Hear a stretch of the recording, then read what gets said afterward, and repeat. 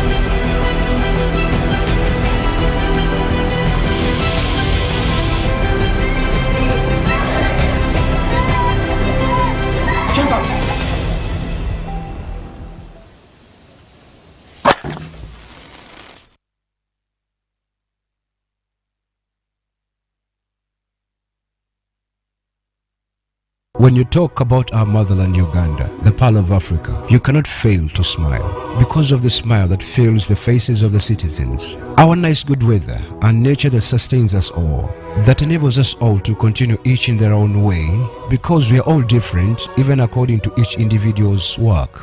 But what joins us to become one person is the sweetness from the flavored drink Alleluia Jingati drink and Alleluia Tamarind drink. The flavor that quenches your thirst while at the same time treating and healing your body because it is 100% natural. Enjoy the drink that has got the tamarind juice in it. Made by Alleluia Reflexology, Healthy Solutions and Nutritional Research Center Limited. Get yourself a bottle of Alleluia from all shops around.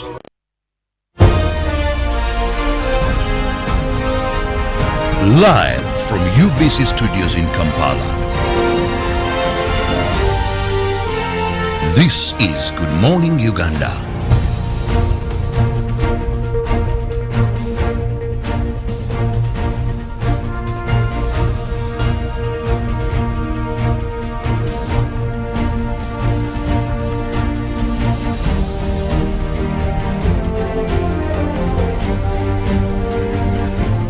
Well, it is exactly 6:30 a.m. I wonder why they say AM, PM. Probably that's part of nature and weather. Only should be able to explain that. But of course, good morning to you all, and thank you again for waking up with us today. This Wednesday, also another day that the Lord has blessed us with. And of course, we hear the Fantastic Four as it is to give you current affairs, sports, much of that, weather, but also any updates in sports, news happening in Uganda, of course, all around the world as well. But before we get into all that, I want to introduce to you, to take the great honor and introduce to you lady and gentleman, Priscilla and Robert. Good morning to you, Priscilla. Good morning to you, Felix Nkunda, and good morning to you, all of Uganda. Thank you so much for choosing UBC as your station to inspire you this particular morning as we step into Wednesday, 29th September 2021. My name is Priscilla Nalwoga, and delighted to be with you this morning. And if you can, just send me a shout out on the WhatsApp line that you already have, and we'll take it from there. But good morning to you, Robert. Good morning to you, Priscilla. Good morning, Felix, the lady in green, and of course, our loved dear viewers. It is a new day, and of course, there is so much opportunity that you have as long as you have a positive mindset. Later on, I'll be sharing with my colleagues where I saw the power of positive mindset yesterday at night. Wonderful. And of course, let me take the great honor as well to say good morning to Molen Kenyana. Good morning. A very good morning to you as well, Felix, and also Priscilla and Robert. Nice to have you this morning, but still I want to extend the same good morning wishes to you, lovely viewers, for Good Morning Uganda. Well, I chose to put on green today, but it's also a coincidence that Priscilla is wearing yellow. Should we choose colors right now, or yellow and gold? But my green, I can explain my green, you know, it's nature, it's weather. I'm just going green. I mean, we have all this talk about going green, so I might as well just wear it. You might as well just put on leaves. Yeah, that would be nice. And yes, art. That is all art. If I can get someone who can make me something out of leaves and I can wear it on air, I'm just going to straight on come with it, wearing it. Just so you know, the Uganda tourism contest is on. Is it done? No, it is on. Oh. Yes. But it also reminds me of those days. It also reminds me in school days how they used to have Miss Interact. I think they'll give you all these outfits. Paper outfits. Here you have creative wear, beach wear, casual wear. Then there was office wear. Then you look at these young girls trying maybe to make something. I can imagine. But you see, that is how we grew very good artists. Even the famous fashion Did you ever designers contest for that any of we those have. things, meanwhile? Why do I have a feeling you've ever contested for these things? The way you're saying, that's how we grow into. I'm like, have you ever contested? Like a lot of fashion designers have taken it from that level to even the fashions that we wear right so now. back to the question. Have you ever contested for any of these things? I don't remember which one it was, but I remember contesting for something way back as young. Besides, I don't even remember what it was. You're neither old now. I don't know why you say you. Oh, I'm old. I am old. Priscilla, have you ever contested for any of these things? My friend, the size that we were earlier on in our lives, we were, you know, fat bombolas. We were not allowed. You know, there was a window through which and Miss Scurvy was not yet squeeze through. If you had squeeze through, please. Next. And Miss Scurvy was not yet there. Miss Scurvy, have you ever contested for anything? Was there? Is there anything for contesting in men? Mr. Kampala. How we do have male models. We have male models as well. Maybe he could just, you know, go on a runway. Serious, but no, because in school as well, there used to be Mr. and Miss. Yeah, Mr. and Miss Interaction, something like that. But also, you talked about Mr. Kampala. What would Kirabo be exhibiting now? No, please. Let's respect the contest. Okay, let me go back to what I told you. Mr. Kampala. You know what happens Kirabo would work for 3 years to get the figure. You see, one time on this very show, Felix gave us a view that he never followed such things happening. It was basically straight into... It's a good sense of humor. But good sense of humor. That you need now, things around you. You know, time reveals a lot, and time has revealed. So, Kirabo, you said you had something last night? Yeah, last night I found these police officers and LDUs, and they were around in carrying out a curfew operation. But I noticed that these guys would impound a motorcycle, park it at the side, then after they discuss and someone pays money. Say that these motorcycles, if you're getting them, then take them to Katwe police station, because it was along Zarama Road. So this police officer comes to me and asks, who are you? You know that intimidative way. Who are you? Why? I told them, but you're extorting money from people, which is wrong. Kirabo is a good whistleblower. Yes, I know it is wrong. You either take these motorcycles, but what you're benefiting, and this is not what's supposed to be done. So this LDU from the blue, and another one they become harsh on me. I just told them, okay, I'm a concerned citizen, let me go away. But I want to thank the DPC Katwe, because I made a phone call to him, and in less than 5 minutes, a patrol had come, he was in. Those that had gotten money were arrested, and the entire thing was called off. So I want to thank the DPC Katwe for acting very fast, because one of the people told me, totegana kuba simu abakulu bwe babasindika okukola ebyo. But I'm very happy that at least I saw justice prevailing, and many of these motorbikes were late, and I'm sure they learned a lesson. We hope we don't see a repeat of that. That was a good thing. Thank you, good citizen. Clearly, Machin is benefiting out of Kirabo's contacts. Vigilance. DPC, thank you. And the contacts as well. Yeah, indeed. But there's something else I wanted to ask, and if unfortunately Kirabo has given us, so probably I'll ask Marlon and Priscilla. I don't know how often you get. Do you read the Bible? Yes, okay. I do. Have you heard about the story of what is Batulma in English? Those verses. Bartimaeus. Bartimaeus. Bartimaeus. Now you're and speaking the Greek thing. Exactly. The Latin word. Depends on which priest I think really he has is. the old, People that went to that seminary, don't joke with them. They have their own English, know. they have their own pronunciation of words, Thank you very much. and that is Felix. So what I wanted to ask actually is when you try to meditate upon his this particular moment when he had an interface, and if you read the Bible, he had a problem, and then they kept on telling him, just don't say anything, just like don't just keep quiet, you know, like how people try to put people down and try to step on them and don't give them opportunities and all these kind of things, and then at the end of the day, what they're shielding you from is actually what you need in your life. The reason why I say this is that if some of you have children at home, you've noticed that your children never understand why you protect them from some things. But then when they get in those places, that's when they know probably they should have listened. The Bible says somewhere, I don't know, probably Robert will help me or Priscilla. I know that they are, you said the PPR, the past preachers' children. PKs. Eh? PKs, preachers' kids. Yes. Where they say that you must take some level of faith, something like that.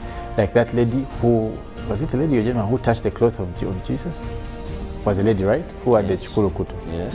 In English, was it fistula? Let's leave it to that. Get to the point, Felix, Felix. by virtue of the fact that she had faith that if she touches this cross, Just she will touching. be fine. That was enough. That's the faith that you need. It could be just that small, and you still get healed. So one is the pastor. The So other is today, the what I was trying to bring to life was this. Sometimes we don't need to know things entirely. We may never even know most of them, but there's someone always working behind every other thing that we never see. For example, we never know why we leave the next day. We never know why of whys and whys and whys. But there's always someone with a master plan. And probably today, being a Wednesday, we want to crash on the people who have been there for us in terms of creation. And probably those are mothers. It's not easy to raise a child. Robert will tell you. I don't know about Maureen and Priscilla. Robert, will you tell us? Maybe it was even easier previously and it's more hard today. Yes, because basically the world has gone into another direction where the moral fabric has degenerated, everything has become more expensive, so it's really a hassle. And allow me crash that is on the Queen Mother of Toro Kingdom. I was in Fort Portal last week, but raising a child who became a king, I think at the age of 3. By the way. And up to now, the Queen Mother has been there. They have a king. She's my crush this morning. And there's been this meme, and the reason why I brought it from that, there's this meme on social media where they said that, like, someone was asked, what advice do you have for upcoming youth? And this lady was like, just don't come. Don't come, because things here, don't be upcoming, just don't come. So, for those who have made it, we do salute you. Do you want to crush on anyone, Molen, before we get into the local stories? Yes, I am crushing on one Nakate Vanessa. She is a youth activist who is talking about climate change, and right now she is in Milan representing the youth in Uganda and Africa as a whole. She joins the likes of Greta in talking and being a voice on climate change. Is she the lady that deleted out of the photo? That girl that... No, she's not the one. Okay. Yeah. So there was one actually who was also trying to talk about racism. They took a picture and it was a whole group of youth activists only for her to be cropped out. And I think that was also something that stormed. So, you said Nakate, right? Yeah, Vanessa Nakate. So from Milan she's going to, you say? I know she's continuing for the COP26. That is scheduled for early November in Glasgow, and that will be one thing to look out for. I know we already have a team from UBC that will also be covering the story. It is something big to look out for if we are talking about climate action. Indeed, Glasgow. It is. And Priscilla. Yes. Do you want to crush on someone before you actually tell us what you'll be having? Yes, I am crushing, but not on a lady. I'm crushing on a senior citizen of this country, but also a father of the faith in Uganda for Barokore, and that is Apostle Alex Mitara, Bishop Alex Mitara, Dr. Alex Mitara. So many titles. Yes, but I crashed on him this morning. He watches Good Morning Uganda. So wow. I met him yesterday at the burial. See, but you don't send greetings to me. I said, tomorrow, doctor, tomorrow. Yes, so he sends his greetings. He asked me to say hello to you guys and thank you for the good work that you're doing. Blessed, blessed. Well, of course, having had all these crashes, we'll sum them up by crashing onto you, our viewers, and also giving you our stories that did happen in the last 12 hours. That is local, and of course, we'll be taking you through international, and Robert will lead us. And we will begin with what is happening in Somalia. Our forces under the AMSUM, where the Commander-in-Chief of Land Forces paid a visit to them. The Commander of the Land Forces, Lieutenant General Muhoozi Kainerugaba, visited Ugandan troops serving under the African Union mission in Somalia to assess their welfare and commend them for their contribution to the peace support operation. Lieutenant General Kainerugaba was in Somalia from the 23rd to the 27th of this very month, where he interacted with the Ugandan troops involved in the ongoing operations to degrade the Al-Shabaab and restore peace and stability in the country.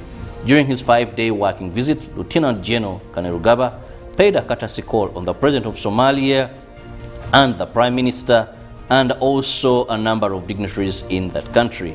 He met the AMSOM military leadership and visited various forwarded operation bases, where he interacted with Ugandan troops in the frontline duty. On arrival, the CLF inspected a guard of honor mounted by the Uganda AMSOM troops and later held a closed-door meeting with senior Ugandan military officers, who included the Uganda Contingent Commander, Brigadier General Don William Nabassa, and Major General Lucky Joseph Kidega, Uganda's defense advisor in Somalia. Lieutenant General Kainerugaba visited Ugandan troops at Arabisaka, Jelijara, Baware, and Baladegel, where he urged them to maintain a high level of discipline, professionalism, and good relations with the local communities as they discharge their duties as peacekeepers and advance their mission's mandate. Parliament has demanded an explanation on the rearrest of 2 legislators who have been granted bail by High Court in Masaka. Alan Sewanyana of Machinde West and Mohamed Segirinya of Kawempe North were rearrested upon release on different occasions. Speaker of Parliament Jacob Olanya has challenged technical people in government to avoid working in isolation, especially on matters of national concern. Alan Sewanyana of Machinde West and Mohamed Segirinya of Kawempe North are currently battling murder cases at Masaka High Court. This results from recent unlawful activities of machete welding, aka Vijambia men, in Greater Masaka region. The duo had secured bail only to be rearrested upon release, attracting more alarms than whispers among fellow legislators. These concerns were raised when the House sitting was convened yesterday, and opposition-leaning MPs sought answers from government as to why these 2 were rearrested. In his motion, Kira Municipality MP Felix Nkunda sought to have the House adjourned, prompting the Speaker Jacob Olanya to provide some guidance. Even when the Speaker temporarily adjourned the House for 15 minutes, the return with Prime Minister and Attorney General's explanations were not convincing.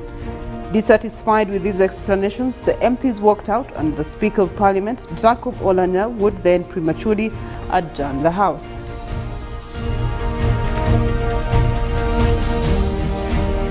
Away from Parliament, we now move downtown Kampala to look at the COVID situation in the country, where people are not adhering to the SOPs.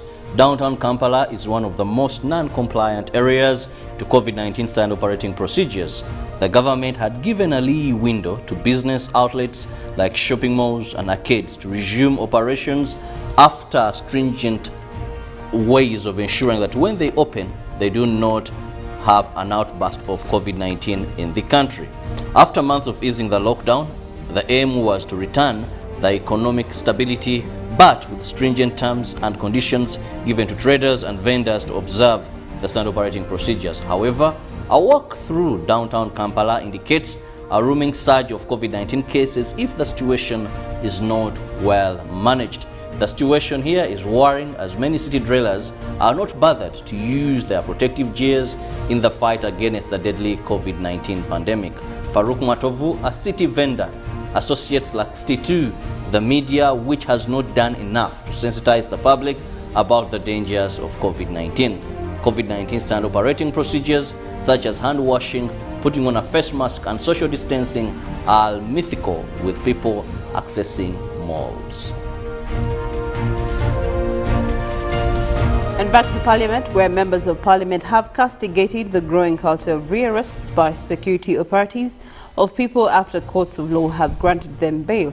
The controversial debate on the floor of Parliament follows most recent arbitrary rearrests of Kawempe North MP Mohamed Segirinya and Machinde West MP Alan Sewana by plainclothes security operatives. The concerns took center stage on the floor of Parliament over the reports of plainclothes security operatives violating the rule of law and abuse to the doctrine of separation of powers. On Monday, Judiciary commemorated the life of Uganda's first Chief Justice and first Prime Minister, the late Benedicto Chwanuka Mugumba Kajimu, for his fundamental role to Uganda's rule of law. In his speech, Chief Justice Alfonso Owinyi-Dolo clarified on the issue of granting bail to people with pending court applications, saying it is a constitutional right for any Ugandan to apply for bail. However, just hours after his speech, Kawempe North MP Mohamed Segirinya was rearrested by plainclothes security operatives shortly after court granted him bail. Segirinya's rearrest last evening followed last week's rearrest of Machinde West MP Alan Sewanyana, also by plainclothes security operatives, after court had also granted him bail to be released from Chigo government prison.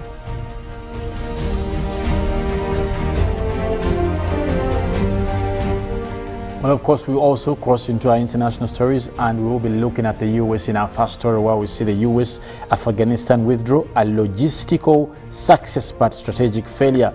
Now, Mele comes out to say, the United States Secretary of Defense Lloyd Austin and Joint Chief of Staff, that is Chairman General Mark Milley, appearing before Congress on Tuesday, acknowledged a series of failure that led to the chaotic withdrawal of U.S. troops from Afghanistan.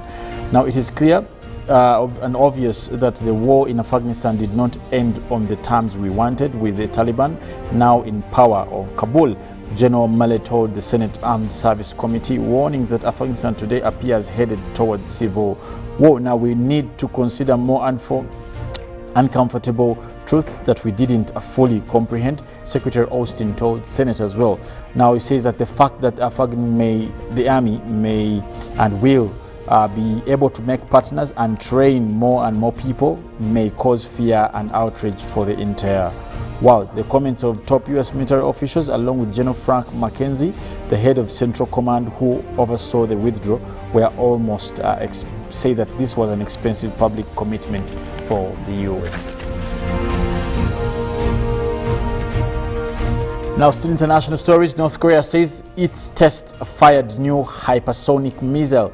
Now, the missile North Korea fired off is its east coast on Tuesday was a newly developed hypersonic missile, State News also reported, and saying that North Korea fired this missile towards the sea off its east coast. South Korean military said that the pedagogy of the same called the United States and the South Korea to scrap their double standards on weapon programming and restart the diplomatic talk.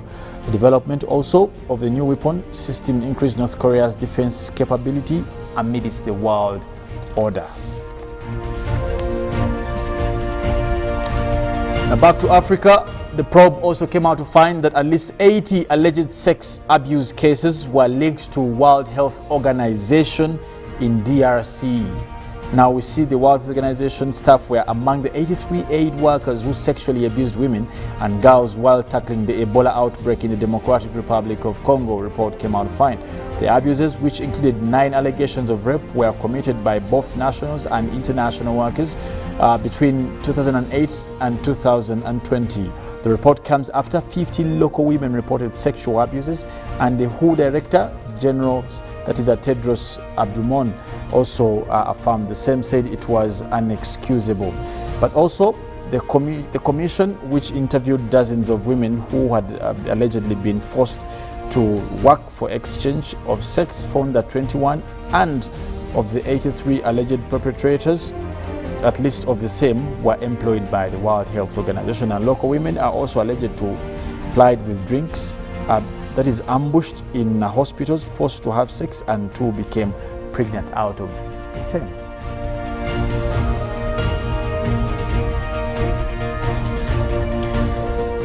Well, moving on, climate activists Greta Thunberg and Vanessa Nakate scolded global leaders for lack of action. Now, activists Vanessa Nakate and Greta Thunberg criticized global leaders Tuesday for failing to meet funding pledges to help people cope with climate change and for delivering too much blah blah as climate change wreaks havoc around the world. They even cast doubt on the intentions behind a youth climate gathering where they were speaking in Milan, Italy. 400 climate activists from 180 countries were invited to Italy's financial capital for a 3-day Youth for Climate Summit that will send its recommendations to a major United Nations climate summit in Glasgow that begins October 31st. But participants are demanding for more accountability from leaders and a bigger official role for young people. They invite cherry-picked young people to pretend they are listening to us, Thunberg said. But they are not. They are clearly not listening to us. Just look at the numbers. Emissions are still rising. The science does not lie. Now, leaders like to say we can do it. They obviously do not mean it, but we do, the Swedish activist said. Nakate, a 24-year-old activist from Uganda, said pledges of $117 billion a year to help countries, particularly the vulnerable to the impact of climate change, has not materialized, even as wildfires in California, Greece, and floods in Germany, Belgium show that loss and damage is now possible everywhere. In fact, funds that were promised by 2020 and we are still waiting, she said. No more empty conferences. It is time to show us the money. Wow. Time to show us the money. Time to show us the money, and of course, much outcry is pouring out there, and the world is also bleeding. The evidence is right before our eyes while we see some of these natural calamities happening day in and day out. It's sad, though, that our politicians and the world leaders want to sort of like make it look like everything is fine, and that's what probably the likes of Nakate and his colleagues are saying, that we've been denied, we've been deceived, and probably we've been betrayed by the world leaders. Priscilla, do you want to share with us our poll question? All right, we will be sharing our poll questions for you to also send your true sentiments and share with us in what you feel and what you think about this. We understand that a proposal from the AFDC came in that at least let's have vaccination holidays. If you can have some 2 or 3 or 4 days or a week for public holidays, so people can be able to go and get vaccinated. I think it's a good move. And of course, that in relation to the same, we'll be having our poll question, which will be, should government give public holidays for vaccination? Should government give public holidays for vaccination?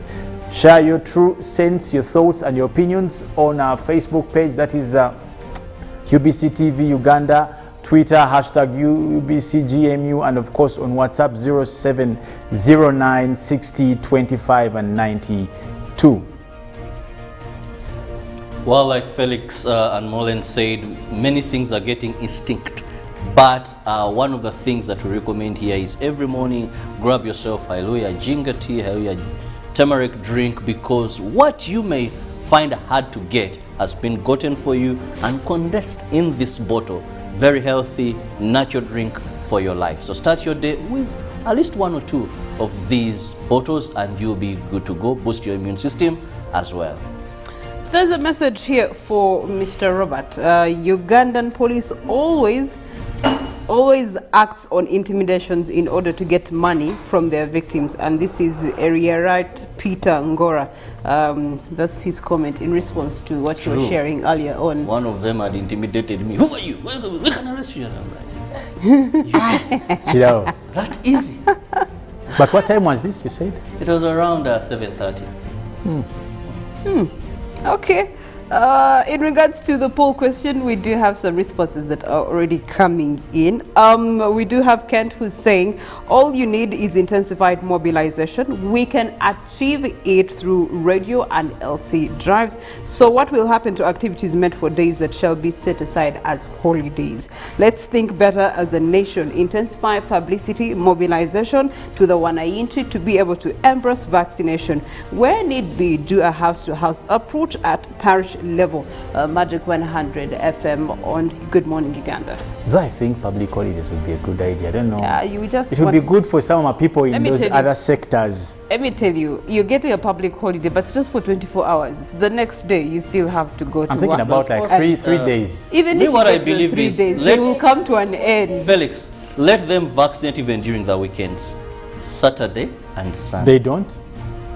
Sunday you can hardly find them vaccinating. Then you go to church, get your shot and wash it. All right. Extend vaccination like they do with measles, these other diseases, where these people are moving door to door where the kids, they vaccinate them. Then there's Let's put it, we need to mobilize people to even take on weekends, because now if the medics can also make it to be able to vaccinate people, I think it is still going to be something that is possible. We can't look at that. Okay. Well, of course, now we'll have to take a break from that point. I have a song for the day, but when we come back, we will be getting into a news reel where we will be sharing, of course, something to do again with law, legalese, rule of law, roles of different agencies of government. But of course, for now, we want to encourage you and kickstart your day with something quite beautiful, which is our song for the day. We will be back, Robert, myself, and Nalwoga Priscilla.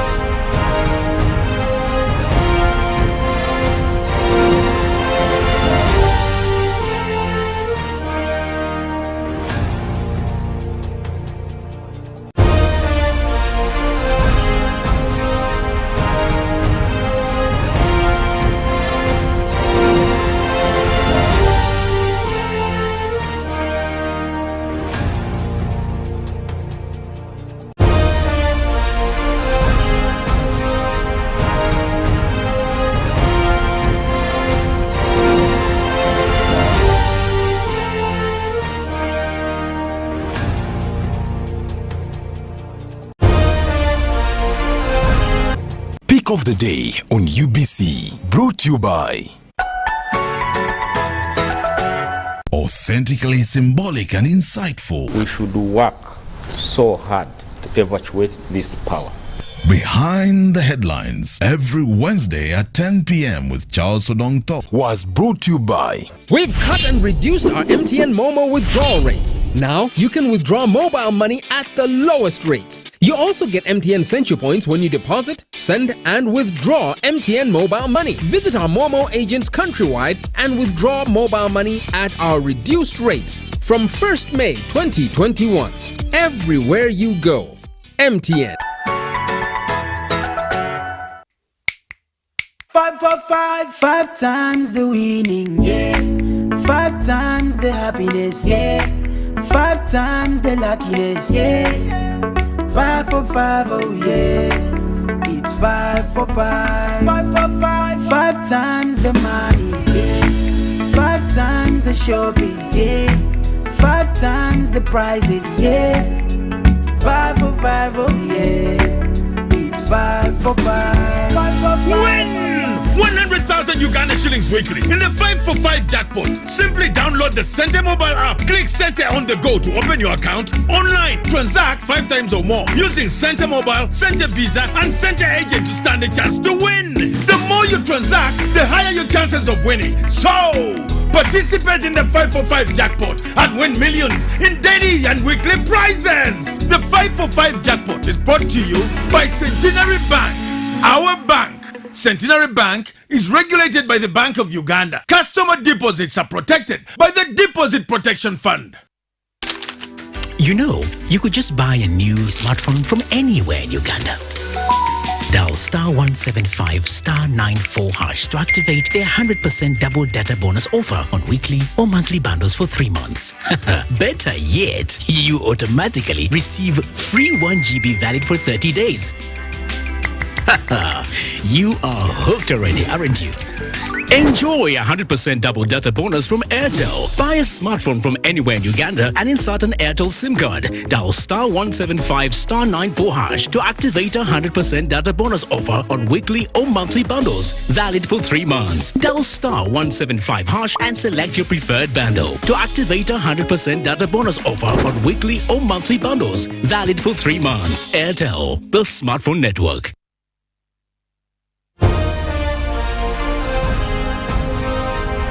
Live from UBC Studios in Kampala. This is Good Morning Uganda.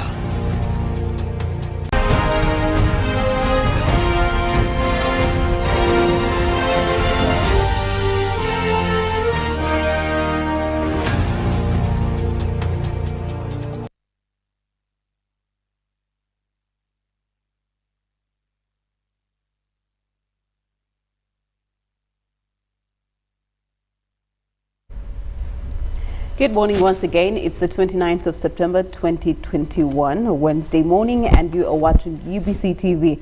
This is Good Morning, a program that you wake up to every single day, Monday to Friday, 6:30 to 9 a.m. And we bring you current affairs in dialogue, we bring it in discussion, analysis, but also we keep you up to date with what's happening on the nation.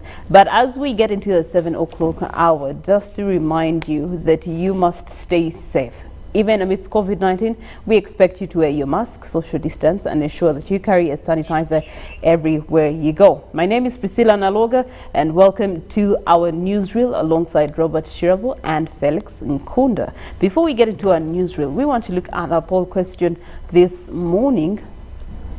And our poll question is, should government give public holidays for vaccination? And you can be able to share your opinion, your thoughts on our social media platforms, that is on Twitter, #UBCGMU, and WhatsApp 0709 60 25 92, and of course on Facebook, UBC TV Uganda, and also for those of you who are following us on YouTube, you can leave a message. All right, and to our newsreel, something that has been sort of growing both in conversation, especially within the public, and that is the conversation of rearrests of MPs that were charged with massacre murders, and how Parliament is actually responding to this particular conversation on the floor as of yesterday, picking it up from where the President said it on Monday while they were having the commemoration of Benedicto Chiwanuka, first Prime Minister. But also he was a lawyer here in Uganda. While they were having that commemoration, the President made it quite clear that bail shouldn't be granted to anyone, especially those that have committed atrocities that are not good. Why should someone who has killed a person be let out on the terms of bail? We did have Justice Nyonyintono coming through and giving the judicial side of the rule of law in that response, something that we're going to be discussing here. Yesterday on the floor of Parliament, it did take center stage. We had MPs Alan Sewanyana of Machinde West being arrested. He was granted bail. Then a few days later, hours later, he was rearrested by men in plain clothes. Same happened to Kawempe North MP, and that is Mohamed Segrin. Hours before he was released on bail, he was rearrested.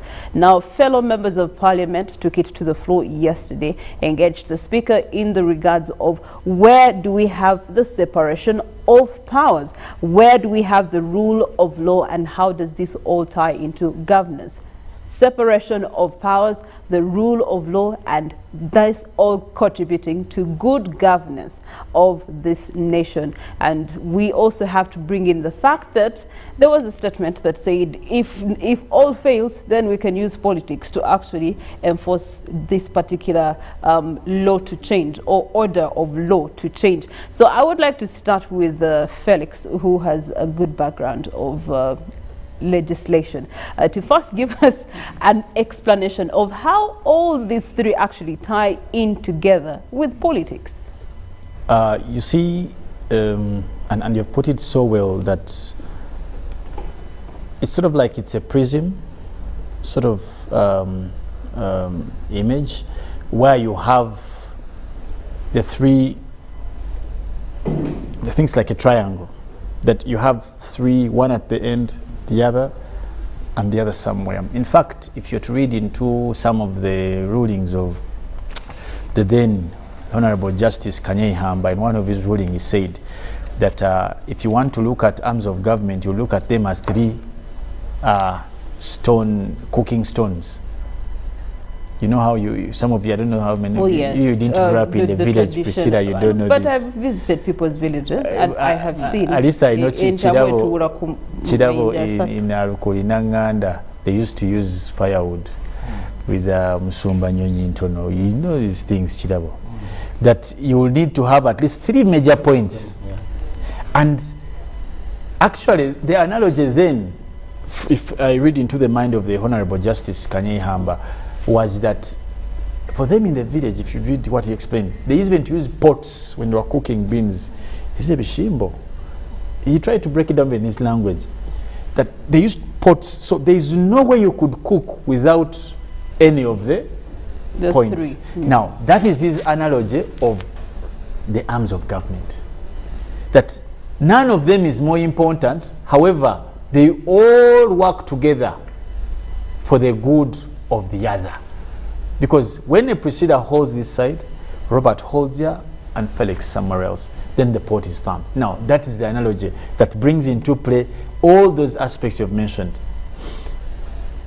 The existence of the arms of government is not any of them to overrun the other. And this has so we're talking about executive, legislative, and the also judiciary. Yes. And this has been written by celebrated legal scholars. It has been taught under the rhetorics of law. It has been a matter of practice in terms of precedent, and also it has been legislated as primary law, as a matter of fact. That's why every arm has its purposes. When you go to the executive, its purposes, even in our constitution, they are spelled out. You go to the judiciary, the same, also for the parliament. Now, that also explains why, apart from just them being institutions in collaboration for nation building, they must put in place some of these things by doing checks and balances. However, not overriding the role. Checks and balances, but not overriding. The executive has a right to check, so does Parliament, so does the judiciary. It is so sad, and I want to say this categorically, that continuously, when you look at, for example, look at the Black Mamba case. If you remember that case of Kirabo SG, Kirabo, you must have, I think you having been in the media for, you know that, you remember what happened? In the chambers of the justice, the man was given, in fact, it was, even we had a case, Uganda Society versus the Attorney General. It was a big jurisprudence was created in that case, where we saw Dr. Kirabo SG was given bail. And then remember, but then they were called black commandos, black mambas, yeah. Then they were putting on Bukokolo, I don't know what Bukokolo is in English, or Kokolo, I don't know, in England. They came and whisked the man. And now, that was one of the few times we had seen it, but then it was still a shock. It was still news. That is what brought, actually, that is one of the few points we start to see the abuse of the temple of justice, or the abuse of institutions against the other. It has become a normative.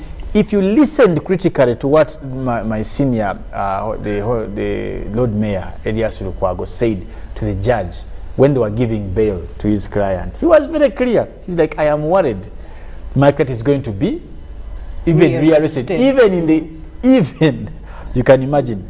And the judge gave confirmation, no, this actually won't. If you listen, no, they make sure this is. And the same thing happened. Now, as you've asked, what does this depict on all those analogies you've given in terms of good governance, rule of law, separation of powers? In the same time frame, we had celebrations of the first Chief Justice. It is so painful. It is so sad, by the way, that the existence of law is as good as useless. It's becoming as good as useless. The evidence is all over. Honestly, it is as good as useless, because there are evidences we can give. If someone asked you, in fact, it is an abuse for some of us who are in the practice, because one would ask you, your practice is more or less remote controlled. I would put it that way. Okay, all right. So we have seen what's been happening. As you stated, it's not news. We even saw it during the elections, the aftermath of elections, people being granted bail, those in political positions being granted bail and rearrested all over again. The question now is, who is to blame for all this higi-haga, misunderstanding or confusion of power? Well, first and foremost, one thing is, if these institutions, though Felix has talked about them supporting each other, accept they should work independent yet in tandem. So this is where the problem comes from. That, and I want to start by saying there is no good way of doing a wrong thing. There is no good way of doing a wrong thing. Perfect. If something is wrong, it's wrong. It's wrong. In fact, let me just add that, in law we say it is void ab initio from the start. Okay. Everything is that is void what? Ab initio. In law. So when you look at these situations, every time they have happened, even if you would want to defend and you're so passionate, you lack a way of doing it. Reason being, there are clear systems written. You see, when a country chooses to have a constitution, for example, we share our 1995 constitution, where there was massive consultation. We came up with very good laws to avert such situations. For example, when a person, how do you arrest a person? How do you handle a person? For levels of members of parliament, and other people have been victims of this. We saw this on terror charges, the Muslim, these guys, this is becoming the order of that day.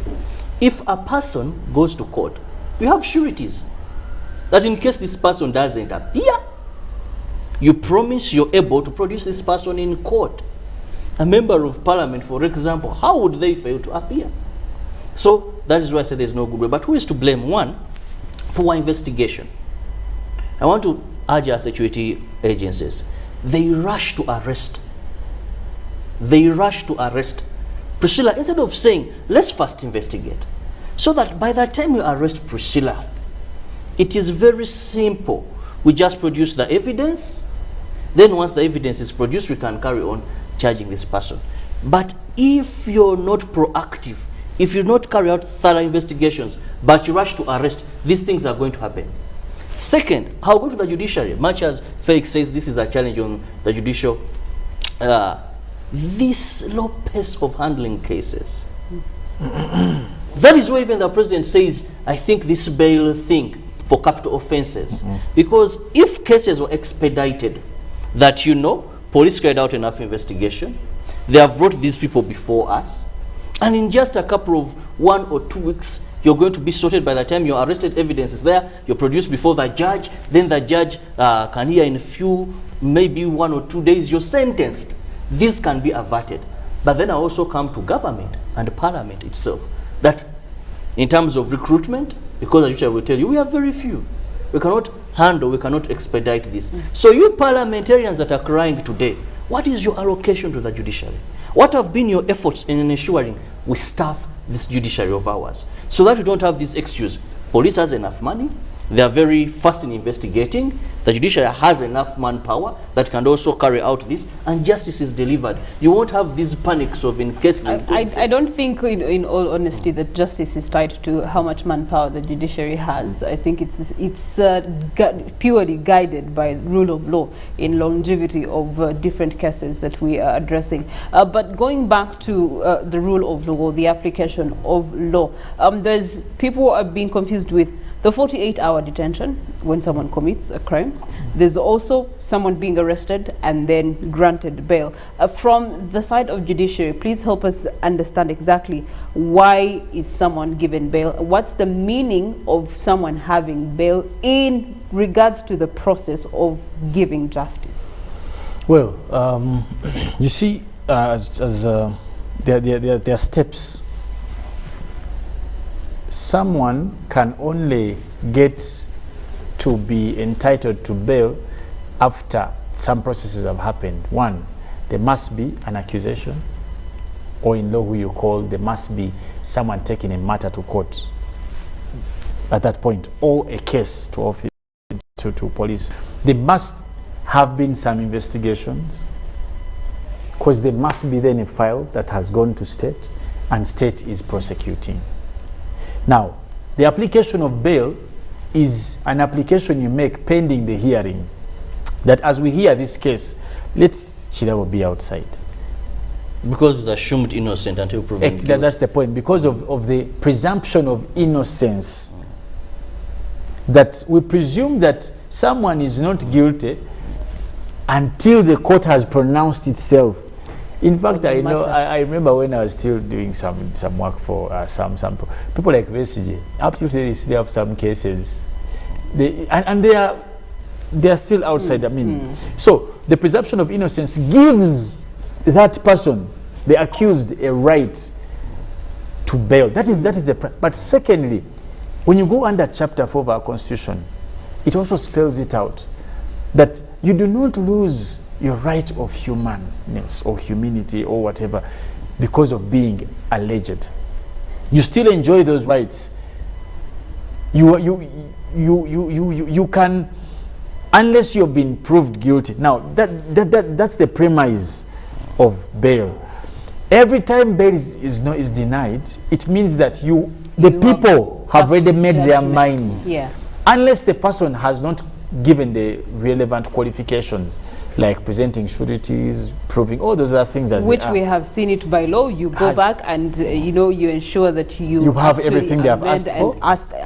Yeah, it's a back and forth process. Yeah. And even where someone is in public service, sometimes when the standards are lowered, like people when members of parliament, as Kirabo said, they can be phoned. You can petition the speaker. All these other avenues, but we have failed, and something you asked earlier, Priscilla, is that because of our failure to detach, and this is, by the way, General, in terms of judiciary, Kirabo talked about the issue of staffing. It's true, Priscilla, I'll be honest with you.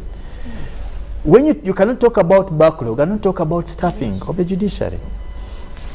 Previously, we have been having 100 judges, High Court. Countrywide. The whole country. 45 million people. 100. Okay. This country has how many circuits? You have a circuit in Kabale, you have a circuit in Barala, you have a circuit in Gulu, you have in Kampala, you have in Babelford. With 100, you can imagine. But you know how many? You remember the High Court? It is the only court that has original jurisdiction for, like, it has a unique jurisdiction that any matter can go there as a matter of first instance. So it's the only court that probably has been handling all these petitions. There's a lot of backlog. But when you cannot discuss justice in the absence of, that's why I'm saying that politics has overridden all these institutions. That's why sometimes you see people will hide under the normatives of caucus to abuse the processes of parliament. You've seen this. Some people will hide under the normatives of cadreship to abuse the processes in the judiciary. That's why it is not news today that Nalwoga is going to be given bail and you're arrested in the compound of the Temple of Justice. And the idea is that the justice was given to you in another room. Now this is out of justice. That's the thing. It doesn't apply outside the House of Justice. This is another case, and the other one is another case. Now you're on charges maybe of terrorism. Previously it was murder, and therefore there is still another file that warrants your arrest, even if you've been given bail here. But you have another. Okay. No, because you know. Priscilla and Felix, we must understand that some of these things, how can we come to an end of them? It may not simply be about talking and members of parliament protesting and moving out of parliament. It may not be just about maybe embassies, international community writing letters. We must dig down to the root cause and find out, why do we think people are resorting to these measures that I find archaic, that we find ancient and uncivil in this era of time? Is the reasons partly what Felix has said, but also partly is that there is so much unprofessionalism. There is so much lack of independence when it comes to some of these institutions that operate in this country. Well, if you don't mind me just adding a rejoinder to what my brother is saying. You see, it starts somewhere. It's simply, when Robert talks about it as unprofessionalism, I think probably what he's fearing to say is bad politics. Is bad manners of politics, if I may use it like my teacher used to say, Mrs. Zizinga Rose. Is bad manners in politics. That people have bad political manners. That they think because Priscilla is somewhere, because I'm a higher person, I'll do anything, I'll embarrass her, it doesn't matter as long as it's not about them. It doesn't matter, but you touch them or their people. I think it's bad political manners. Which brings then the question of how does this help in any way? Because we see it affecting more of anyone who comes in the form of opposition. They seem to be the ones that are suffering most for some of these suggestions or proposals that are being brought to table. And yet we are in a country where we're supposed to be living amicably, politically, judicially, legislatively. We were having this very same discussion last week here in terms of opposition leadership in parliament. Instead of having the divide, how do you actually enjoy the union objective of serving this country and its citizens? Same would be going for politics. Instead of creating more divides or avenues of divide, how do we bring amicability to politics? I think for me, Priscilla, one, just going to put it in three ways. One is that the opposition is partly to blame. It has positioned itself as an enemy of government. And that's dangerous. It's dangerous. They have put themselves in the chair of being enemies with government, and by that they do things that enemy forces do or to Or government. could it be that government is treating them as the enemy? It's a two-way. And the second part was government. Government has also looked at opposition as their enemies. But third, is the moral decadency for professionals, and it is so sad. It is so sad, and this I say with due respect. When I saw the Chief Justice and the other former Chief Justices seated there celebrating the late Ben Chiwanuka's memorial lecture, and all the litigants that came and presented, I saw my very good admired friend, that is Dr. Chirunda, giving a very nice keynote, but none of them was confident to confront what had happened to the Temple of Justice. You see, lastly, let me say, me, I've learned over time, if you can see the Pope, why do I send the bishop? Why do I tell the bishop? The president was there. The president was there. Those issues of the Seguignat had happened not even hours ago. Why didn't you address these issues, the head of state? Now you're talking about buildings. You're building buildings that the issue of law is given as it is not in, even we can sit, the courts sit under trees. You have seen how courts have been visiting locusts. They sit under trees. The matter of justice is not confined in the robes we put on, in the gowns we put on, in the nothing. It's confined in what we're able to give. Thank you very much. In your conclusion remarks. Summarize this, I'll simply say, let's put country first before party, before our jobs and love for money. Let's set precedents that when we are finally out of these offices, we will not regret and ask ourselves, what did we do? Or our children ask us, when these were happening, where were you? And all we can say, we were in the system.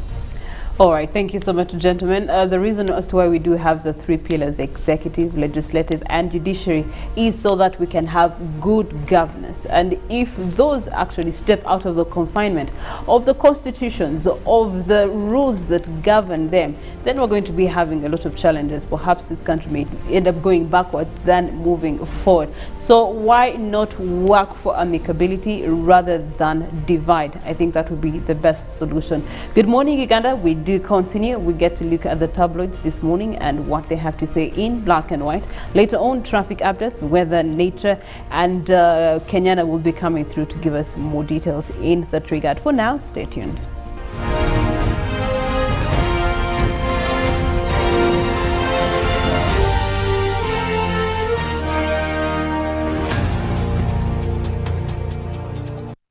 Getting GoTV was the best decision James has ever made. Finding a good place to watch football was never easy, but it was costly until James discovered something big.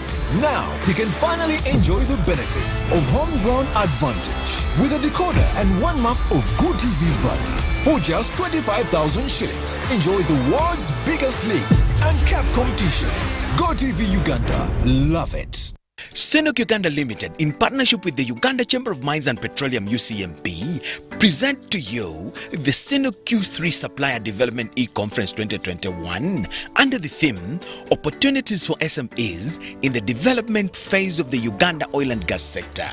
Panelists will include James Musherure, the Senior National Content Officer, Uganda Petroleum Authority, Matthew Chaligonza, National Content Manager, Sinuk Uganda Limited, Agria Shaba, Secretary General of Uganda Chamber of Mines and Petroleum, Veronica Waimagembe, Manager for Oil and Gas at PricewaterhouseCoopers Limited, Kato Jackson, Managing Director, Kato Contractors Limited, and Savinda Singhe Saini, the Director at Excel Construction Limited.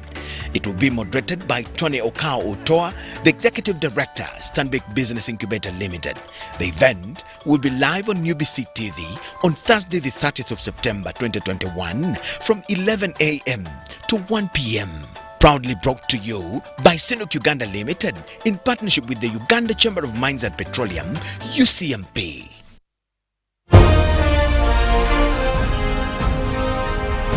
Live from UBC Studios in Kampala. This is Good Morning Uganda.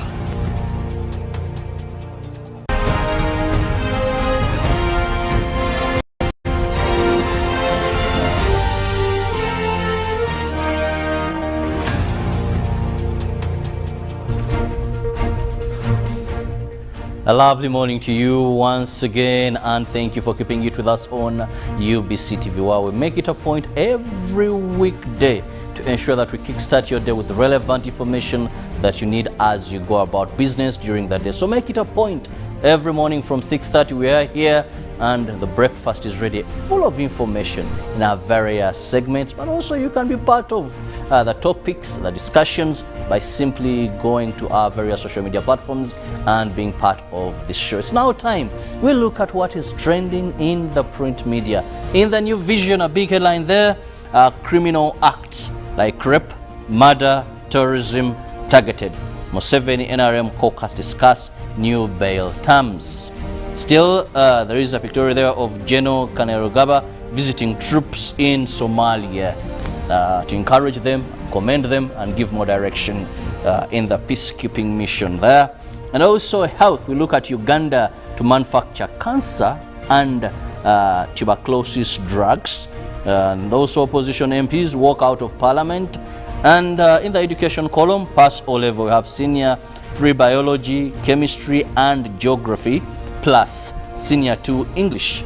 On a sad note, Panga welding gang kills Mukono businessman. Police have launched a manhunt for unknown assailants who hacked to death Fred Kaiza, 54 years. The proprietor of Bukwerere and Bivabulaya hardware shops. NSSF, the savers. NSSF unveils annual interest rate of your savings. What are you going to be getting there? Then so much regarding studies, and of course for the totals, there is a pullout for you in today's daily. Get above 12% interest, and of course MPs reject Museveni plot to scrap bail, and Byamugisha star lawyer who fought Museveni poll wars, why access to information is still a pipe dream, and singer R. Kelly found guilty in sex trafficking trial. And also the districts yet to exhaust jobs as they expire, natural hedges for the Yaban sating.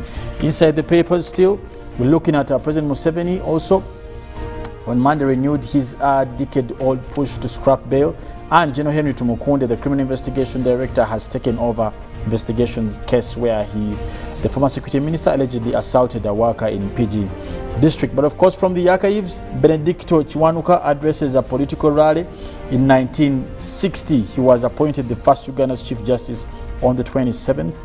That is in 1971. But also today in history, Rutaya launches Alone and a Frightened album. That was in 1989, 29th September. And Nazi's communist divide polls in 1939. Back to the New Vision, we look at the COVID tracker where new confirmed cases 95, positivity rate 3.6, and new deaths stand at 2. Total deaths so far, 3,148 persons have succumbed to COVID-19 in Uganda. Once again, go and get that vaccine. Vaccines are now available, and also ensure that you perfect the soaps to fight more infections, but also with vaccination, severe illness, hospitalization, and death. Looking at history, Uganda, 59 years of independence. There is a picture of Entebbe International Airport, what it is today, and the old airport. Did you know that 3 different popes have visited Uganda? The New Vision gives you who are those popes that have visited Uganda, and much more regarding that, knowing the history of this lovely country, the Pearl of Africa. Now in sports, Zebra's son moves closer to national team and the UEFA Champions League on the spot. Bruno Fernandes wants to redeem himself. Manchester United hosts Villarreal in Europa, while champions Chelsea travel to play Juventus in Turin. But also, they give you some of the other activities happening where we see Wananchi and Witherhead share spoil in top of the table 6-pointer there, and Router makes case for marathoners in Kisa, and Cruise to pay less on travel. That is, Ugandan competition will pay less, while Uganda Airlines gets to advertise their brand on team gear that they will use. Well, in the New Vision Sport, we look at touring Uganda, domestic tourism, where I have Cheptai and her fiancé, their visit or tour Uganda. Lovely picture there. But also we look at Uganda will support FUBA, and they bring out the land issue where they want to erect a facility there. Very good picture there of Ben Komakech, the entire team with the Katikiro of Uganda, Charles Peter Maiga. What is midlife crisis? A question there, and of course there is an answer for you in the New Vision today, and that is the sports segment. Yes. And in the Daily Nation, we're looking at teachers and MPs fight TSC back to school plan and ways fuels subsidies. EPRA boss taken to task. And the big headline, changing fortunes. There we see 4 governors and wealthy backers of President Kenyatta and Kibaki in attendance.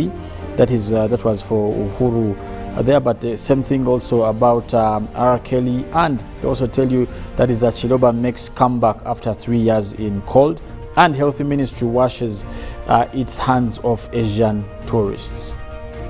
Well, of course, much of that, again, you'll be able to get when you get yourself these tabloids. But for us here, we also want to add, on top of all that we've given so far, to make sure you get in this beautiful city safely. And Nalwoga Priscilla will be doing that. Thank you so much, Felix. We get to look at Mbuya, where you do have some serious red-orange spots that are affecting the flow of traffic for people that stay in Mbuya or coming from Mutungo or Chitintele, for that matter, trying to head into the heart of the city. And so we get to see that at the different various sharp corners of Chireka Road and also Chinawataka Road connecting to Chuatu Road, you will be expecting to see some sort of jam here and there. But overall, unless you are yet to interface with Nakawa on the new Port Bell Road, that is where you will be seeing some jam in terms of interaction. And then a sneak peek into Nakawa, you get to see that towards Nakawa at the trading center or the market area, you're going to be having a lot of traffic jam that is building up in that regard on either side, for traffic that is heading to Nakawa and for traffic that is coming away from Nakawa and heading into the heart of the city. But also we do have a red zone around the Moobs territory that continues to grow longer as we're seeing it from our maps this morning. The other parts of Bugolobi, of course, residential mainly an area, so you will only see the interface with the Bugolobi Road, which is the Port Bell Road, and that is where you would be seeing that interface is where you will be expecting to see some jam of cars trying to join the main road, or for those that are trying to get into some of these places that are offices in the areas of Bugolobi. Adjacent to the Kampala-Jinja Highway is a road that is showing a lot of red in terms of traffic, and that is Katalima Road. Traffic that is coming in from Tinda 2 Road connecting to Katalima, and they are hoping to connect in the Nakawa Moobs down gate.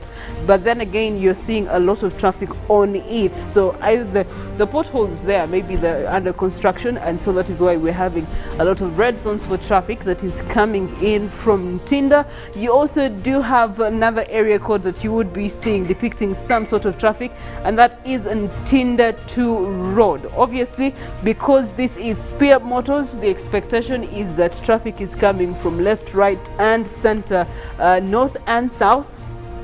And so that is being managed by traffic officers, so for that you don't have to worry. Looking at the rest of the route into Nakawa, you don't have much expectations of jam.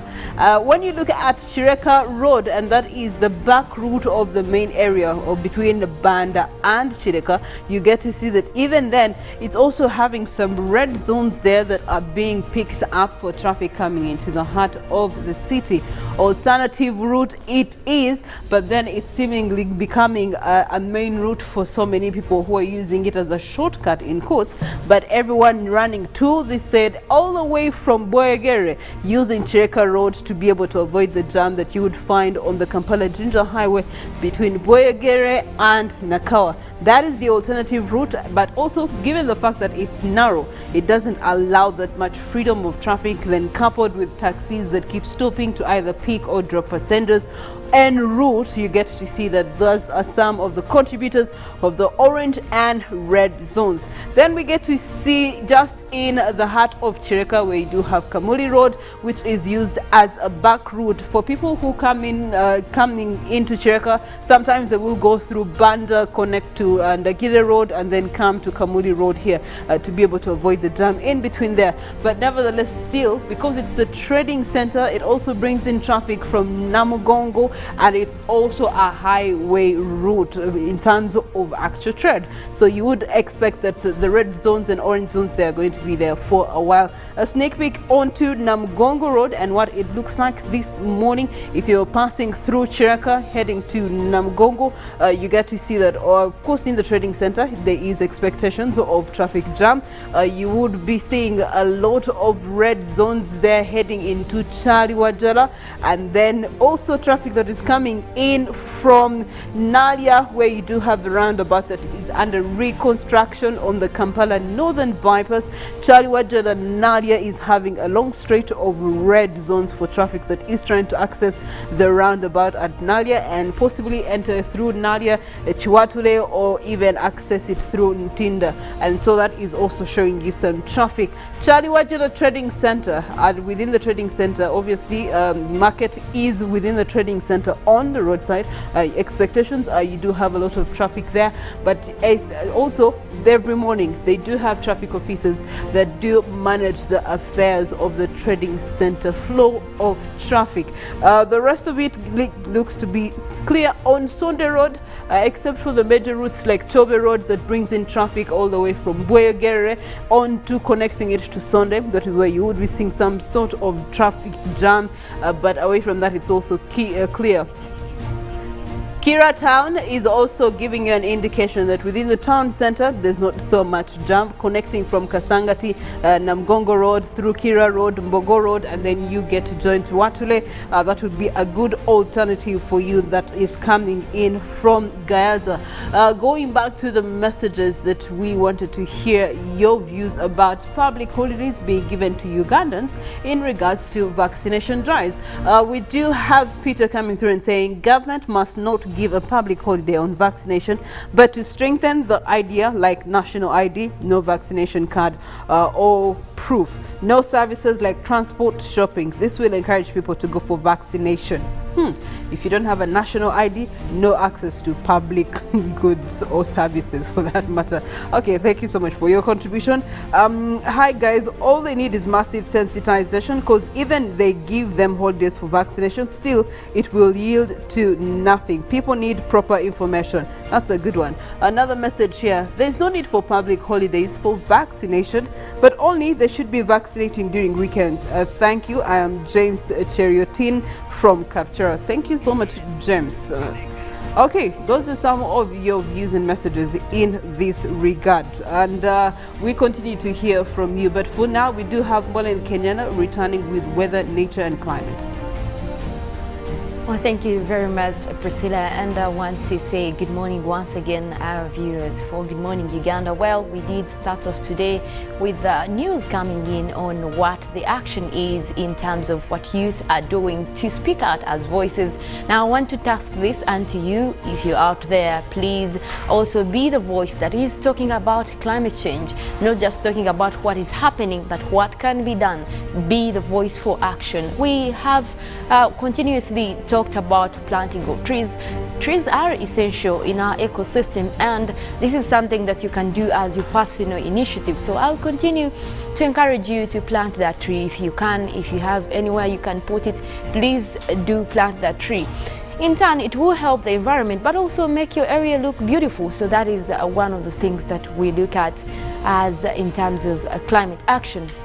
Well, yesterday we did see a forecast that has come out from our regional prediction center, that is ICPAC, showing us the weather that we are expecting in the next 5 to 7 days, and that is starting from the 28th, that was yesterday, up to the 5th of October. We want to look at in terms of what temperatures we're expecting, what rains we're expecting, amount of precipitation that we're expecting, and also what seems to be out of the normal. Well, we'll start off with the mean temperatures. Now, looking at the mean temperatures we're expecting for this region, more of what we see in the deep red colors, that is from 32. We look at temperatures that are likely to be going up to 32, but also we see mostly the northern part of the region actually likely to be having temperatures in the upper 30s.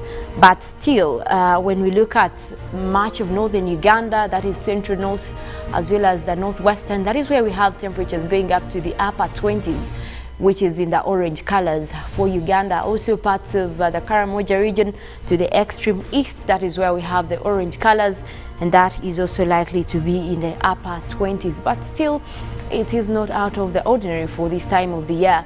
So you will look at areas that are actually going to be quite cooler. That is southwestern Uganda. We have parts of Kabale, Kisoro, that area continuing into southwestern, and also for midwestern Uganda, Fort Portal, the areas of Ntoroko, that is expected to have quite cool temperatures, even when we're talking about maximum temperatures for that region. Now, much of the country is actually within the light yellow. That means that temperatures will be in the lower to mid 20s, and that is actually also normal for this time of the year. So we are not expecting temperatures out of the ordinary for the rest of the areas that are within the yellow colors. Now, also in terms of exceptional rainfall for this place, that is the region of East Africa, we look at mostly what areas are expected to have more wet weather conditions in terms of rainfall. And we're looking at mostly the Horn of Africa, the Greater Horn of Africa. That takes in parts of Somalia, Ethiopia. That area is likely to have wet weather conditions, and those might be out of the normal for that part of the region. And also moving close to Uganda, we look into part of the Choga region, mostly to central, that is the areas where we have Rowero, we have Nakasongola.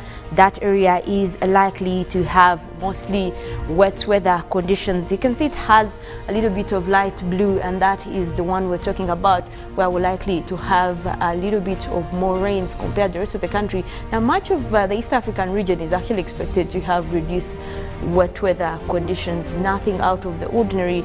As you can see, it is still in plain white. Now, in terms of what we expect across the mean temperatures, we've already looked at northern Uganda, West Nile, likely to be dealing with mostly mid-20s. Now, the temperature anomalies. In this, we look at temperatures that are likely to be also posing kind of out of the normal, but need for them to be examined. Now, anomalies, we are looking at what the trend is in terms of how it differs from what we have been seeing over this period of the year. Now, we do have mostly a red light that is put across the Elgon area. This is where you see the also mostly deep red and also to blue. Now, it is going to be within the normal range of temperatures, but still this area is expected to be having mostly wet weather conditions, so that will actually affect the way that temperatures are varying across this region. Also, we do have still looking at what we have as midwestern parts of southwestern Uganda, where we have Fort Portal and Ntoroko. This area around is also still in red, likely to have temperatures varying up to at least within a range of 2, but still it is within the normal range for this time of the year across our region. It is only where we're seeing the blue colors, like southwestern Uganda, where we expect a little bit of drop, and that is to minus 0.1 to minus 1 degrees. That means that will be kind of marginary to what we've been experiencing, and that is likely to cause a little bit of anomaly for this time of the year. But we'll go ahead and take a look at what we're having this morning over our skies. We'll look at Uganda particularly. We do have that rain system that did start off from the Karamoja region. It is still spreading, but for now we see only the extreme north of the Karamoja region is experiencing these wet weather conditions resulting from that system that is to the red and yellow, blue still extending, and we do expect this actually to continue. It will be bringing us rains across this area, so this area can expect to have wet weather activities this morning. Now, we also have one that is developing across northwestern part of the country, that is West Nile. Arua already having those rains even as we speak, but that system is also starting to clear. We do have parts of Yumbe also experiencing those wet weather activities. It did start off earlier, at least an hour or 2 hours ago, and that system is headed westward. So that means that it will be clearing for the rest of the morning. We do have mostly cloudy conditions across northern Uganda, parts of Gulu still within the cloudy conditions. We do have Kitgum as well.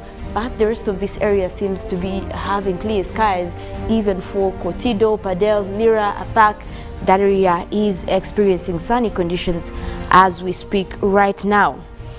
Now coming close to the Lake Victoria Basin, we do see only the white colors. That means quite cloudy conditions, and those are mixed with sunny intervals. We do have Kampala also having sunny skies. We do have intervals of cloudy conditions, but also those will be developing into wet weather conditions as the day progresses.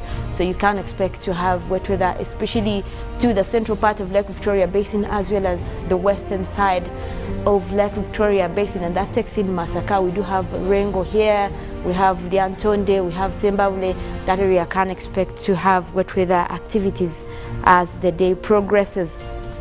Now looking at southwestern Uganda, we still have those clear skies, mostly a sunny morning for that area. We'll go ahead and take a look at our forecast for the rest of the regions across the country as that comes in from our meteorological authority, that is UNMA. Now we'll start off with eastern part of Uganda. We have Soroti, Katakwi, Amuria and Kumi. We are forecasting isolated thunder showers. Those will be coming in, but also at a warm 27 for this morning. We do expect that system to continue into the afternoon.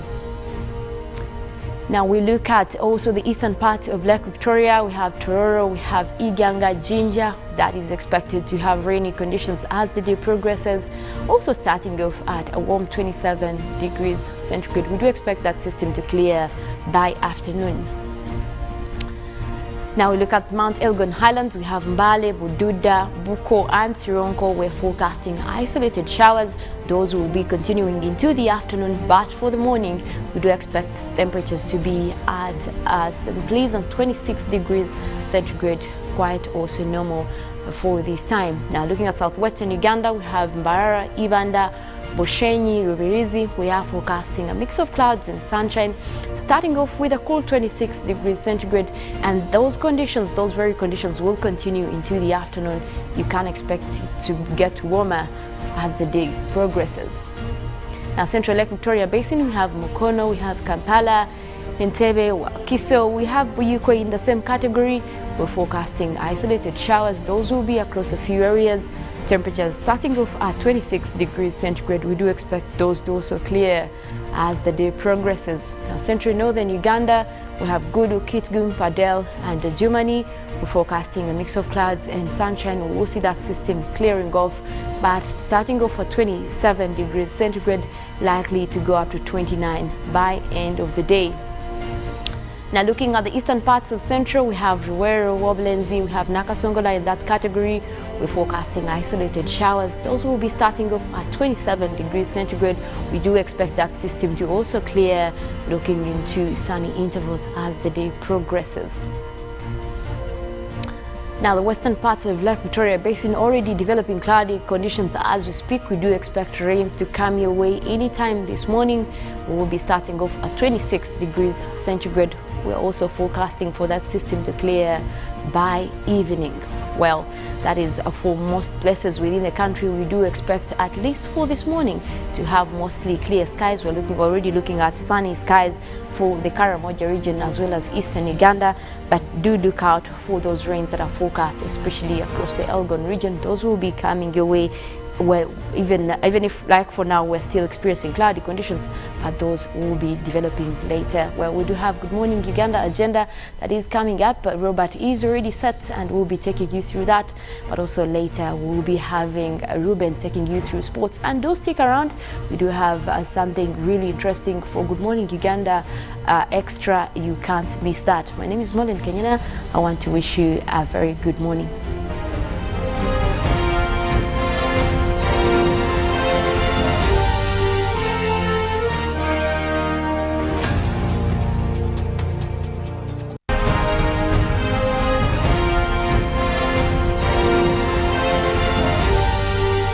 This is Good Morning Uganda.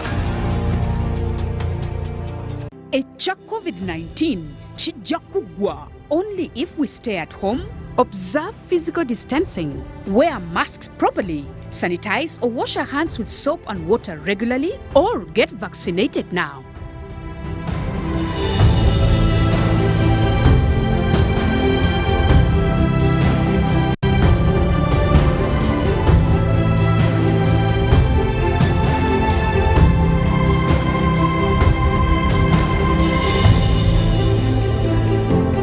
Pick of the day on UBC, brought to you by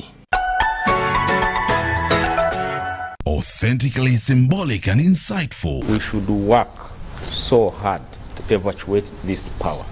Behind the Headlines, every Wednesday at 10 p.m. with Charles Odong Top, was brought to you by. We've cut and reduced our MTN Momo withdrawal rates. Now you can withdraw mobile money at the lowest rates. You also get MTN Central Points when you deposit, send, and withdraw MTN mobile money. Visit our Momo agents countrywide and withdraw mobile money at our reduced rates from 1st May 2021. Everywhere you go, MTN.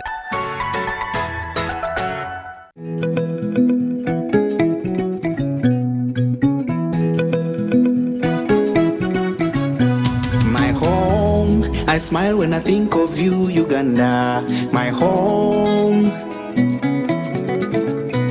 My home, I dance when I look at you, Uganda, my home. Oh, my Uganda. I know, with you I'll always stay forever. I know, because I feel that we belong together. My home.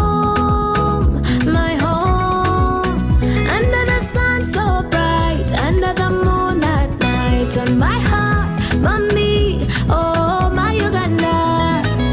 Hey, mama. My Uganda. Oh, my Uganda. Oh, my Uganda.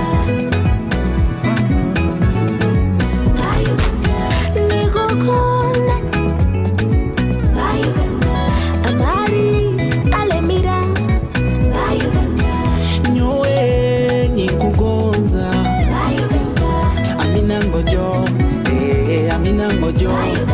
At MTN, we look forward to starting another exciting journey together to grow our home, Uganda.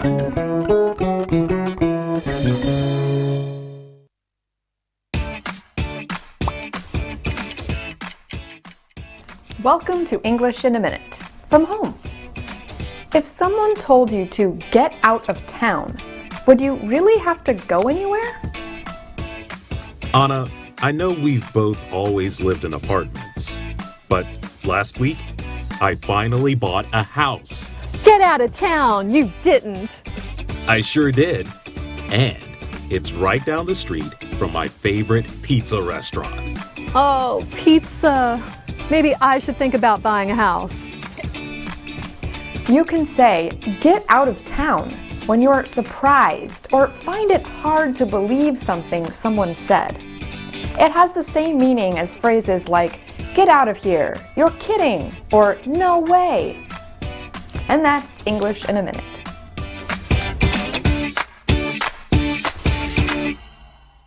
Switch from AfriCell to Airtel, Uganda's only 100% 4G network, and get 50% data bonus on all bundles purchased using Airtel Money. Visit the nearest Airtel shop with a valid national ID to buy a SIM card today. For business entities, please share an email with business.support@ug.airtel.com. Enjoy the best rates on calls, SMS, data, and Airtel Money across Uganda on your preferred number. 50% data bonus is valid till 15th November 2021. Airtel, the smartphone network.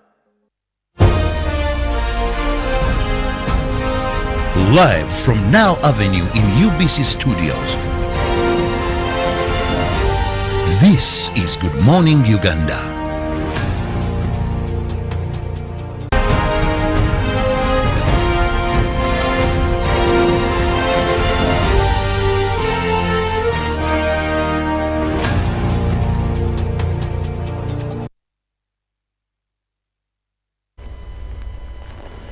At exactly 2 minutes past the hour of 8, thank you so much for keeping it with us on UBC TV. Welcome to this segment that is the GMU Agenda. One of the meals we serve here at UBC every morning in our Good Morning Uganda program. Once again, in case you've just joined, I'm Robert Kirabo Nyonyintono, and today we are going to be discussing a very pertinent issue where we know that employment is what everyone craves for in this country. Sometimes we may not have enough jobs, and actually that is the case. So others have sought for employment outside Uganda, which is labor externalization. We are going to be looking at the challenges, the opportunity, and responsible recruitment versus human trafficking. We've had a number of stories of people suffering in the Middle East. We've had a number of people who have made money, made good, come here, invested, and they're doing very well. But still, there is a challenge of human trafficking. During this time of the lockdown, partial reopening, one of the biggest challenges we've had as a country is Ugandans being trafficked out of this country, more so to go to Middle East countries. With me to discuss this is the CEO or Director Enjazi Uganda, which is one of the companies in labor externalization, Ashe Chitandwe. Ashe, you're most welcome to our studios. Thank you very much, Robert. Good morning. Good morning to you. How are you? I'm very fine. Good to have you again. Thank you very as we discuss these issues. But to begin with, how has this entire period been treating you? Well knowing that the training institutes, that is yet one of the requirements for you to take most of domestic workers out of the country, have also been closed for a long time. Robert, thank you for that question. It's true, it's been a very, very, very challenging period. Truth of the matter is that we have opportunities, but they can't be taken because our people haven't gone through the formal channels of training. So remember, what you just pointed out, the domestic workers, they cannot be externalized unless they've been trained. So we have a very big backlog of people that have not been trained. And lucky enough, last week, when the president, in the presidential address, he came out very clearly and said that tertiary institutions will be reopened on the 1st of November, and that's where our training centers fall. So we are looking forward to that. But it's been a very big challenge indeed, yeah, because when one arm is basically not supporting the other. Given that, yes, the airport was left open and we've been working, but we're not exactly working at the same time. Because then you can't fulfill your orders. Right. In terms of the contractual obligations that you have. We well know that about every month, if business is no more, about 13,000 Ugandans head to the Middle East every month. And when we look at what we earn every year from this externalization of labor as a country, we get about 1.4 billion US coming to Uganda if it wasn't because of COVID. Now, Ashe, that means that if you are to look at how this has not only solved the unemployment problem, but it's also bringing so much into our economy. But of late, there's been a threat towards this business. It's no longer the bad stories, it's now the human trafficking. Let's better understand the root cause of this and how best we can ensure we fight human trafficking. Right, Robert. First of all, I want Ugandans to understand two things. One, we have formal channels that we use to get our people cleared, but like we've just pointed out, training centers, for example, they've been closed for this whole period. So people who are not doing this formal business, who are traffickers, they've taken advantage of that. I mean, there is a window for them now. Okay, formally people are not moving, and most Ugandans, unfortunately, want quick service. So in the end, they take advantage. Oh, the training centers are closed. These companies are they're going to take a long time to get the clearances and stuff like that. But for us, in 2 weeks, we can actually place them. So that has been the first challenge. So that's coordination between agencies, and that is why we've had also challenges with Interpol. It's been a very big challenge getting an Interpol certificate or a certificate of good conduct. Sometimes it takes you 60 days to get one, and that has also contributed to human trafficking. So human trafficking is also, as much as there are bad people who are just there to mislead our people, but also our internal processes indirectly facilitate that. If there are delays, people are not deployed in time, the processes are very slow and stuff like that, then in the end, you're actually facilitating human trafficking indirectly. Yes, Robert. Let's also look at now for our viewers, information is power. Right. When we talk about their formal ways, right, and we talk about there are other illegal ways. So for a person watching this program, we know people are craving for what to do